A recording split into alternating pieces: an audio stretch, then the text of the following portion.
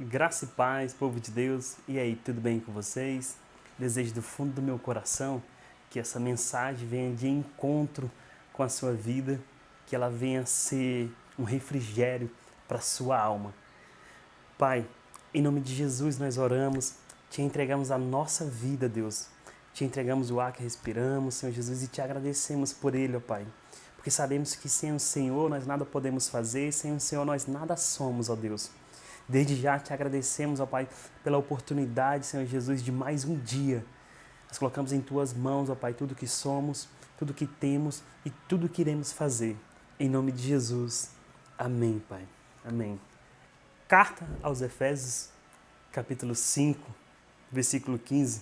O apóstolo Paulo escreve: Tenham cuidado com a maneira como vocês vivem, que não seja como insensatos, mas como sábios, aproveitando ao máximo cada oportunidade, porque os dias são maus. É isso aí. Esse versículo ele começa nos dando uma advertência. Tenham cuidado, para nós sabermos discernir aquilo que é bom e aquilo que é mal, porque os dias eles são maus. Mas a Bíblia fala o seguinte: tende bom ânimo, porque eu já venci o maligno. Isso é nosso irmão Jesus Cristo está falando, que no mundo nós teremos aflições, mas tende bom ânimo, porque Jesus já venceu o maligno na cruz do Calvário.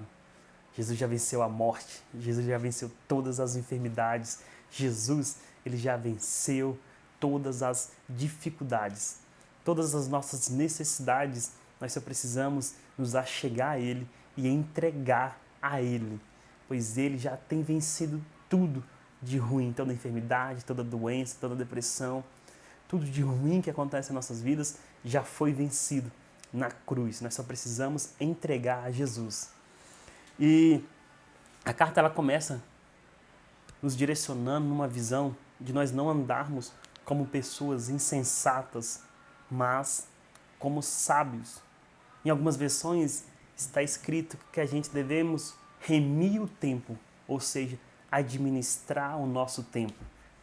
Administrar e termos muito cuidado. Em outras versões está escrito: vede prudentemente como andais, não como insensatos ou como inécios, mas como sábios. E a Bíblia nos direciona a andar como sábios. E a sabedoria que nós precisamos andar está nas Escrituras Sagradas. Pois Jesus, ele veio, andou conosco, andou no meio de nós. E ele é a nossa referência. Jesus, ele não veio e falou assim: faça o que eu falo e não o que eu faço. Ele deu testemunha, ele foi uma testemunha viva do Pai aqui na terra. Se hoje nós temos essa palavra de amor, que se chama Bíblia Sagrada, que é a palavra de Deus, foi porque Jesus veio como sacrifício vivo por mim e por você. E algumas das vezes nós vemos pessoas por aí querendo defender o nosso advogado. A Bíblia nos revela que Jesus é o nosso advogado fiel. Fiel. Em algumas oportunidades, algumas ocasiões da vida, nós queremos ser o advogado de Jesus, sendo que ele não precisa. Nós vamos olhar nas Sagradas Escrituras e veremos com os olhos desvendados que Jesus jamais, de maneira alguma, se defendeu. Ele sempre defendia o próximo. E assim, ele mostrou para nós como nós deveremos andar. Nós deveremos andar através do amor, através do perdão, através da compaixão. Porque a Bíblia nos revela que Jesus ele tinha compaixão da multidão. Ele tinha compaixão dos enfermos. Ele parava, dava atenção para cada um deles. E ele não apontava o dedo para nenhum deles. Mas ele se assentava à mesa com todos. Seja ele, do rico ao pobre, Jesus, ele abraçava. Nós vemos nas passagens bíblicas que Jesus, ele não diferenciava ninguém, não fazia acepção de pessoas. E a Bíblia nos revela o seguinte: vede prudentemente como andás. E muitas das vezes nós achamos que o vede prudentemente como nós devemos andar é vestido num traje cristão, é bem vestido, colocado uma gravatinha, uma calça social, irmos para a igreja todo domingo. E não é isso que Deus está falando. Deus está falando da maneira como nós agimos, da maneira como nos comportamos, da maneira como nós falamos. E podemos perceber, de maneira bem simples, que Jesus era e sempre foi e sempre será muito simples. Algumas das vezes nós queremos enfeitar um evangelho que não existe. Nós queremos tirar um evangelho de simplicidade, que é o evangelho de Jesus, porque nós achamos que o evangelho muito simples não salva. Assim como os fariseus e os escribas naquela época não achavam que um evangelho de Jesus poderia salvar. E Jesus não foi crucificado por ele ser um cara legal. Jesus foi crucificado por ele ser uma ameaça ao sistema religioso da época. Em que sistema nós vivemos hoje? Nós não estamos aqui para viver um sistema religioso. Nós estamos aqui para viver a mensagem de amor, a mensagem de Jesus. Pois é somente Jesus que cura, liberta e salva. É isso aí, só Jesus pode fazer aquilo que eu e você não podemos.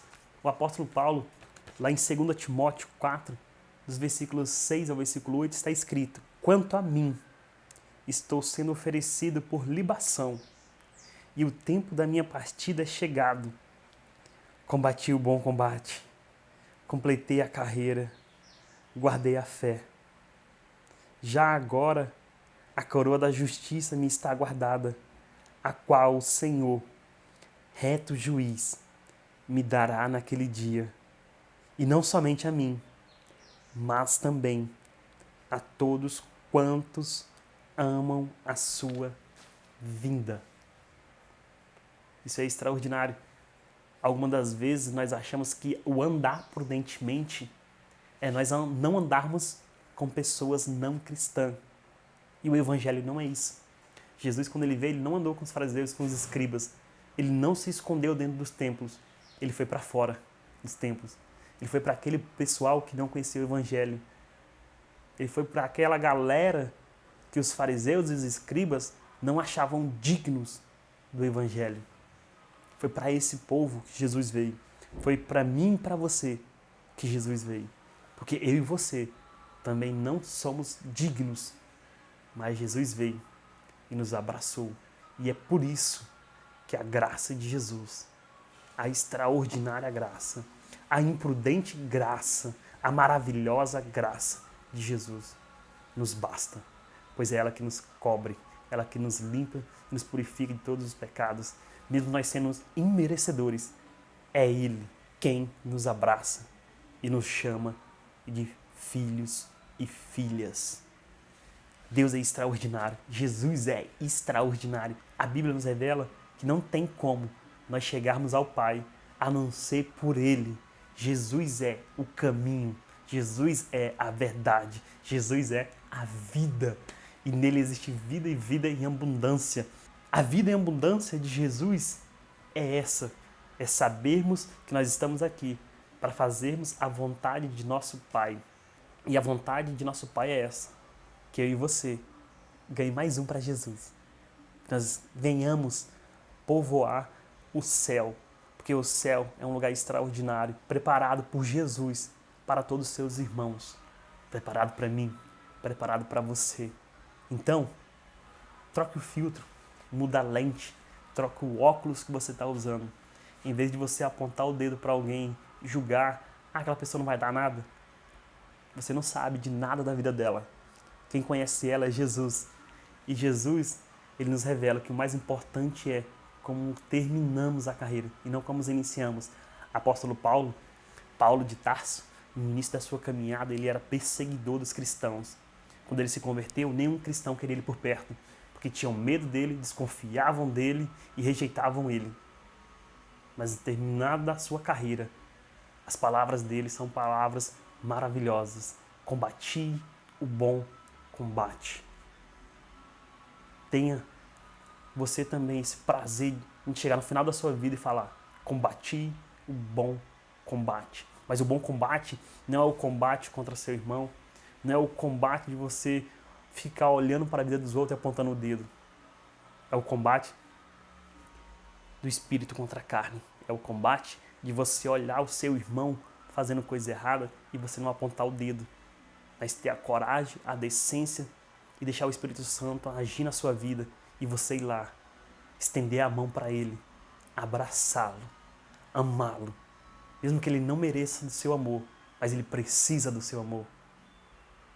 É você ser como Jesus foi, é você ser um pequeno cristão, entendeu? Muitas vezes a gente deixa de abraçar e de amar quem precisa do nosso amor, porque nós estamos vestidos num manto de religiosidade que nós olhamos, essa pessoa não vai dar nada. Meu Deus, se eu for lá na casa de fulano e os irmãos da igreja me ver, vão me condenar. Ai, se o pastor passar e me ver aqui, o pastor, o bom pastor, ele é Cristo e ele conhece teu coração. E ele te enviou aqui para a terra. Não foi para você se esconder dentro de um templo para dizer que é evangélico. Não foi para você se esconder debaixo de uma vestimenta dizendo que é cristão. Não foi para você se esconder no meio social que te traz comodismo. Mas foi para você sair da caixa. Foi para você sair para fora. Foi para você se arriscar. E esse se arriscar é se arriscar em Jesus, pois nele há segurança. Paulo vai falar que quando Jesus estava vindo, andando sobre as águas, ele se arriscou. Se és tu, Cristo, manda eu ir ter contigo, e eu irei. E ele vai. E ele anda sobre as águas. Que você também venha poder andar sobre as águas da dificuldade, sobre as águas que te paralisam. Você não vai mais se afundar, mas você vai caminhar sobre elas, dando glória a Deus e olhando para Jesus com os olhos espirituais, com os olhos da fé. O mundo não vai entender, mas Deus sabe, e você também sabe os passos espirituais que você está dando em direção a Jesus, em direção ao Mestre, em direção àquele que te chamou e falou assim: filho amado, vem. É isso o evangelho que nós temos que viver. Um evangelho sem filtros, um evangelho sem óculos. Porque é muito fácil nós vermos as pessoas e julgarmos. É triste, mas é uma grande realidade. O nosso país é um país que cresce absurdamente em números de cristãos, mas nós olhamos para o nosso país, nós não vemos a mudança que é necessária. A mudança é Cristo. Se aonde nós formos, nós levarmos Cristo, aquele lugar será transformado. E algumas das vezes nós olhamos e pensamos que andar prudentemente é não andarmos em lugares que o mundo fala muito alto. Mas tem uma coisa guardada no seu coração.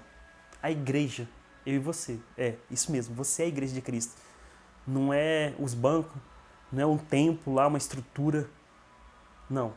Aquilo é só uma estrutura e ela vai, com o tempo, de se deteriorar. Ela vai acabar. Tanto que Jesus chega e fala para os fariseus e para os escribas: derruba esse templo e eu construirei em 3 dias. Mas Deus não estava falando das pedras que estavam ali.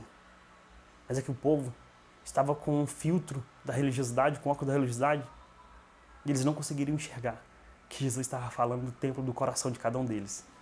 É que nós temos que se quebrantar. E quando nós se quebrantarmos, Jesus vem e transforma. Jesus vem e vai nos transformar de dentro para fora de uma forma tão singela, tão extraordinária, que a gente vai estar passando por muitas dificuldades, mas a gente vai estar só contemplando Jesus, falando: Jesus, tu és maravilhoso, Pai, tu és lindo, Deus, e o mundo vai estar olhando para você, não vai estar entendendo nada daquilo que está se passando na sua vida, mas você vai estar dando glória a Deus e vai estar ali sendo abençoado, sendo cheio, e o mundo vai falar: nossa, esse cara é louco, olha a situação que ele está, a vida que ele tem e ele vive feliz. Nós vivemos felizes porque nós sabemos que nós não somos dessa terra, mas nós estamos nela para que a glória de Deus seja manifestada na minha vida e na sua vida. Porque para onde nós iremos é uma mansão celestial, é um castelo onde tem um rei, e esse rei é Jesus. E nós somos príncipes e princesas do Senhor Jesus. E nós temos que andar como tal. Nós temos que andar nessa forma de príncipes e princesas. A Bíblia vai nos revelar que Jesus ele vem e ele vem buscar a sua noiva. E a Bíblia nos revela o seguinte, que tinha 10 noivas, 5 prudentes e 5 insensatas. As 5 prudentes, elas tinham sempre azeite. E as 5 insensatas, não. E a Bíblia fala o seguinte, nós temos que ser prudentes. E o azeite é o Espírito Santo de Deus na minha e na sua vida. O fogo de Deus dentro de mim e dentro de você. Deus já colocou esse fogo aí dentro do seu coração. Cabe a você, todos os dias, colocar lenha nesse fogo e manter ele aceso. E como é que você vai fazer isso? Lendo a palavra, ouvindo, refletindo, meditando na palavra de Deus e conversando com Deus através da oração. Mana, isso é extraordinário. Deus fala o seguinte, para a gente andar como Ele andou. E se Ele nos pede para andar prudentemente, é porque isso é possível, isso é real, isso tem que ser feito. Às vezes nós olhamos para as pessoas e vemos um monte de coisa errada e aquilo gera uma indignação tão grande dentro de nós que nós ciramos e queremos retalhar. A partir de hoje nós não faremos mais isso. A partir de hoje nós oraremos em comunidade, em unidade por essas pessoas. Pai, pegue ela por dentro, Jesus. Que ela venha ter um encontro real com o Senhor, Pai. Ah, Jesus, assim como o Senhor, Pai, fez comigo, assim que quando o Senhor, Pai, pegou assim meu coração assim, e trouxe aquela paz, Jesus. Esse meu irmão, ó Pai, que nesse momento está andando por caminhos errados, ele venha sentir a Tua presença. Por mais que nós não andamos por aquilo que sentimos, mas que ele venha sentir uma paz que ele não vai entender. De onde veio e como veio. E o Senhor trará a luz a ele. Que essa paz é o Senhor. Que essa paz é o Espírito Santo de Deus dentro dele. Que nós venhamos andar prudentemente no Senhor. Pois o Senhor Jesus é o caminho. E o caminho ele é verdade. E além de ser a verdade, ele é a vida. Ah, Deus, a Bíblia fala o seguinte, que Deus nos criou a sua imagem e semelhança. Pois você é obra-prima de Deus. Quando as pessoas olharem para você, elas verão Deus, porque você é a imagem e a semelhança de Cristo Jesus. Deus é tremendo, Deus é maravilhoso, cara, que Ele não mediu esforços por mim e por você. Além dele nos criar, ele ainda vem lá do céu, sem precisar. Aí nós se encontrávamos aqui, todo bagunçado, todo sujo, cheio de religiosidade, cheio de discriminação. E ele vai, se faz carne e habita no meio de nós. E isso, para ele fala o seguinte, não, esse meu povo ele tem que saber o que é amor verdadeiro. Eu vou me entregar por eles. E aí ele vai, e ele é crucificado por mim e por você. Ele não merecia, assim como muita gente por aí, talvez não mereça o seu amor. Nós também não merecíamos o amor de Jesus, mas nós precisamos do amor dele. Tem muita gente aí que não merece o seu amor, mas precisa do seu amor. Ame as pessoas assim como você ama você mesmo. Assim como você disse que ama tanto a Deus. Ande prudentemente. Ande por todo lugar.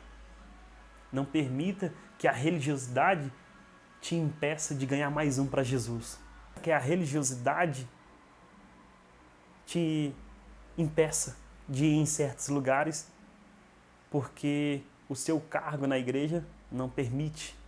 Porque você deve estar assim, ah não, eu sou de um tal ministério, e se as pessoas me verem ali, o que elas vão pensar? Dane-se as pessoas, o que elas vão pensar de vocês. Se importa com o que Cristo pensa a seu respeito. Se importe com aquilo que Cristo lhe pediu para fazer. Sabe, quando você está assim e Deus fala assim, meu filho,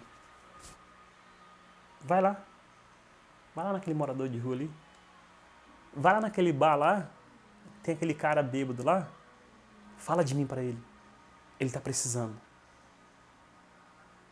E você vai. E as pessoas às vezes vão apontar o dedo, ó, eu vi fulano em tal lugar. E elas não vão entender, mas Deus sabe.